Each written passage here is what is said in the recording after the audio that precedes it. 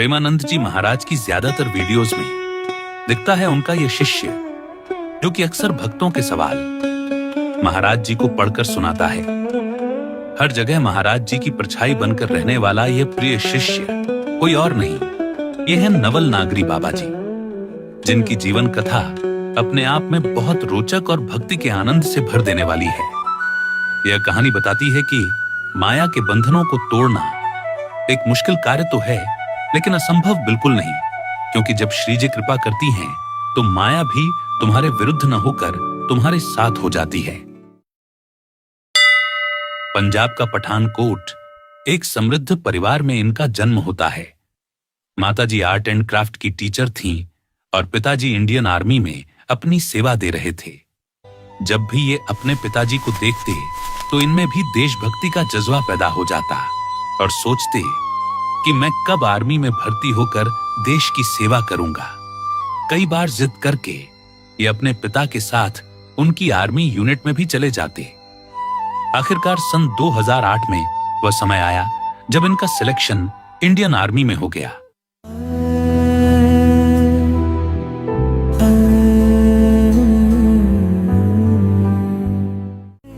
पूरे परिवार में खुशी की लहर दौड़ गई। वह सपना पूरा हो गया जो ये बचपन से देखते आ रहे थे। ऐसा लगा जैसे सब कुछ मिल गया हो। इसके बाद ये अपने पूरे सामर्थ्य और लगन के साथ इंडियन आर्मी में देश सेवा करने लगे। सांसारिक दृष्टि से देखा जाए तो सब सही था, सब वैसा ही चल रहा था जिसके लिए एक आम मनुष्य परिश्रम करता है। सरकारी नौकरी, पैसा, सम्मान सब मिल रहा था। किसी चीज की कोई कमी न थी, क्योंकि जिसकी कमी थी उसे देखने के लिए आंखों से माया का पर्दा हटना आवश्यक है। 2 मई 2016 ये 3 दिन के लिए पहली बार वृंदावन आते हैं। कई मंदिरों के दर्शन करते हैं, कई आश्रमों में जाते हैं। इसी दौरान वृंदावन के सेवा कुंज मंदिर में एक बूढ़ी माताजी इन्हें मिलती है, जो कि मंदिर में साफ सफाई का कार्य किया करती थी। उनसे इनकी थोड़ी बातचीत होती है। बातों बातों में वे इन्हें बताती हैं कि वृंदावन में एक संत हैं जिनका सत्संग बहुत अद्भुत होता है, तुम्हें एक बार जरूर सुनना चाहिए। ये सोचते हैं कि 3 दिन के लिए आए हैं, थोड़ा समय सत्संग को भी दे देते हैं। इन्हें नहीं पता था कि यही थोड़ा सा समय इनके जन्म जन्मांतरों की पीड़ा को समाप्त करने वाला था। यही थोड़ा सा समय इनकी समय से परे की यात्रा की शुरुआत है। वहां ये इन्हीं माताजी के साथ जाते हैं। जैसे ही ये सत्संग सुनने के लिए बैठते हैं, संत की वाणी इनके कानों से टकराती है। ये भीतर तक हिल जाते हैं। ऐसी तेजस्वी और ऊर्जावान वाणी इन्होंने पहले कभी न सुनी थी। जहां बैठकर ये सत्संग सुन रहे थे, वहां संत की आवाज तो आ रही थी, लेकिन संत के दर्शन नहीं हो पा रहे थे। ये सत्संग ब्रह्मचर्य के महत्व पर हो रहा था। अंदर से इनकी तीव्र इच्छा होती है कि कैसे न कैसे करके ये इन संत के दर्शन कर लें। संत दर्शन के लिए ये कीर्तन में शामिल हो जाते हैं, और जैसे ही ये कीर्तन में संत को देखते हैं, इन्हें ऐसा लगता है जैसे ये किसी अन्य युग में आ गए हों। इन संत का ऑरा, इनका तेज, इनका आकर्षण ऐसा था कि ये एक अलग ही अलौकिक आनंद से भर जाते हैं। इन्हें एक ऐसे आनंद और शांति की अनुभूति होती है जैसी इन्हें पहले कभी ना हुई थी। ये संत कोई और नहीं, ये थे हम सबके लिए आदरणीय और प्रिय हमारे प्रेमानंद जी महाराज, जिनका प्रभाव आज एक आम भारतीय से लेकर विश्व की विख्यात हस्तियों तक है। ये तीनों दिन सत्संग सुनते हैं और फिर कारगिल, जहां इनकी पोस्टिंग थी, वहां चले जाते हैं। काम से जब भी इन्हें अवसर मिलता, ये प्रेमानंद जी महाराज के सत्संग सुनने लगते।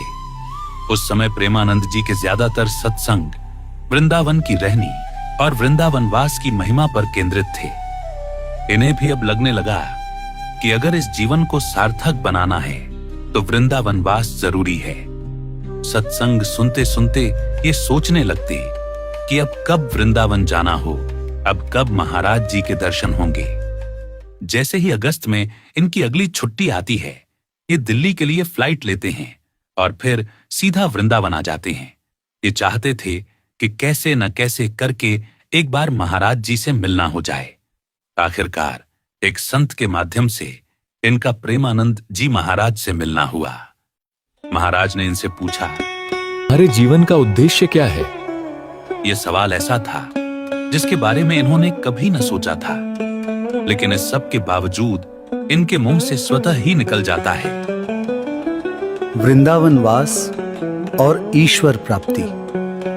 महाराज जी मुस्कुराते हैं और आशीर्वाद प्रदान करते हैं। महाराज जी से मिलकर इन्हें ऐसा लगता है जैसे न जाने कितने जन्मों के बिछड़े थे और आज मिल गए। मात्र 6 से 7 मिनट की यह मुलाकात इन्हें भीतर तक तर देती है। इसके बाद ये फिर से अक्टूबर में वृंदावन आते हैं। शाम को जब महाराज जी पैदल पैदल राधा वल्लभ जी के मंदिर में प्रसाद लेने जाते हैं तो ये भी उनके साथ हो जाते हैं। ये वह समय था जब महाराज जी को कम ही लोग जानते थे। श्री जी की कृपा से रात्रि में इन्हें महाराज जी की चरण सेवा का भी अवसर प्रदान होता है। साथ साथ महाराज जी से वार्तालाप भी होता है।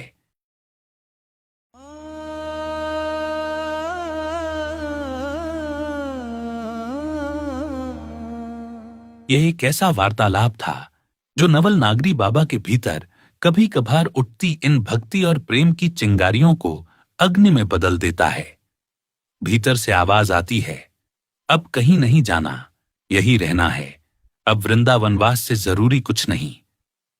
लेकिन अभी एक परिवार बचा था जिसकी आंखों में अपने पुत्र के लिए कई उम्मीदें, कई सपने बाकी थे। इसलिए अब समस्या यही थी कि इसके बारे में परिवार को कैसे बताया जाए। ये अपने घर जाते हैं और हिम्मत करके अपनी बात उनके सामने रखते हैं। सब समझाने लगते हैं कि 4 से 5 साल की नौकरी और है, अब कर ले बेटा, सरकारी नौकरी है, इसके बाद पेंशन भी मिलेगी। रिश्तेदार समझाते हैं और आखिर में परिवार वाले कहते हैं कि तुझे वृंदावन ही तो रहना है, तेरी मथुरा में पोस्टिंग कर देते हैं, आते जाते रहना वृंदावन। और फिर कैसे न कैसे करके इनकी मथुरा में पोस्टिंग करवा दी गई, जिसे इन्हें 1 अप्रैल 2017 में ज्वाइन करना था। ज्वाइनिंग से पहले कुछ दिन के लिए ये वृंदावन रुकने की योजना बनाते हैं। माता पिता से आज्ञा लेकर ये 17 मार्च से 21 मार्च तक के लिए वृंदावन आ जाते हैं।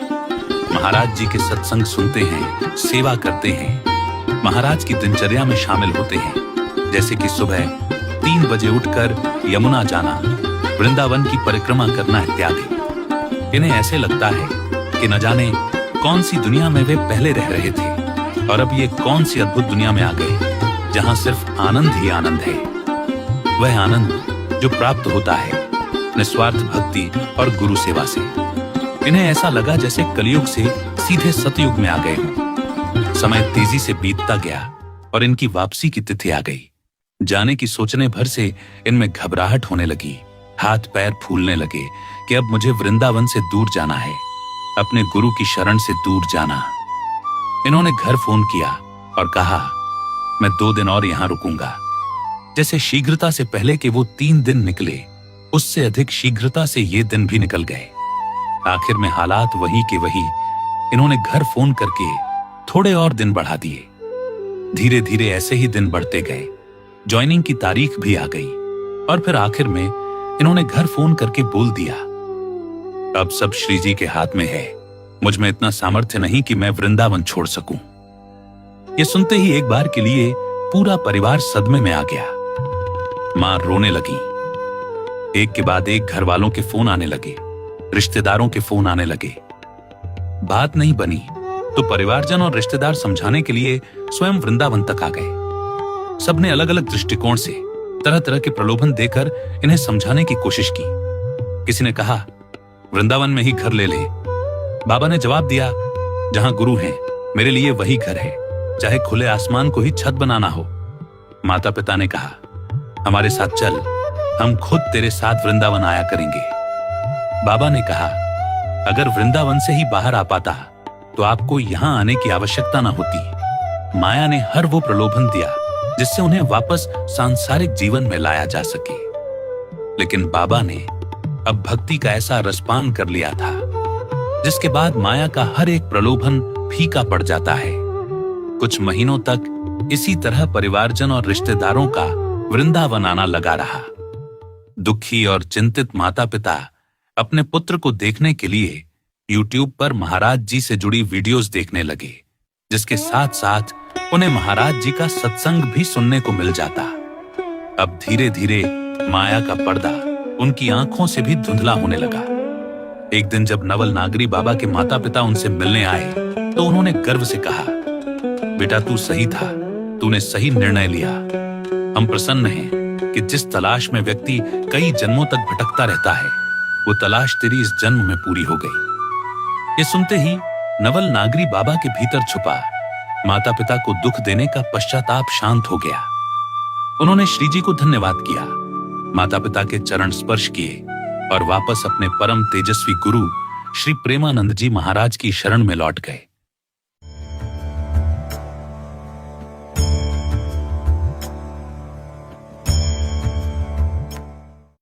आज नवल नागरी बाबा के परिवारजन भी सांसारिक जीवन से समय निकालकर अपना ज्यादातर समय भक्ति और भजन में देने का प्रयास करते हैं। प्रेमानंद जी महाराज का सत्संग सुनते हैं। नवल नागरी बाबा प्रसन्नता के साथ बताते हैं कि अब उनके माता पिता भी वृंदावन में ही घर लेकर वृंदावन वास के प्रयास में हैं। नवल नागरी बाबा की यह जीवन कथा बताती है कि जिस संसार को हम माया के वशीभूत होकर सब कुछ मान बैठते हैं, उसी के सुख दुख के चक्र में हम जन्म जन्मांतर तक भटकते रहते हैं। इस चक्र को तोड़कर बाहर आने का भी एक मार्ग है, जो है भक्ति और प्रेम का मार्ग। एक ऐसा मार्ग जहां ठाकुर जी की कृपा से माया भी पराजित होकर तुम्हारे साथ हो चलती है, तुम्हारी शत्रु नहीं तुम्हारी मित्र बन जाती है। जय श्री कृष्ण। राधे राधे।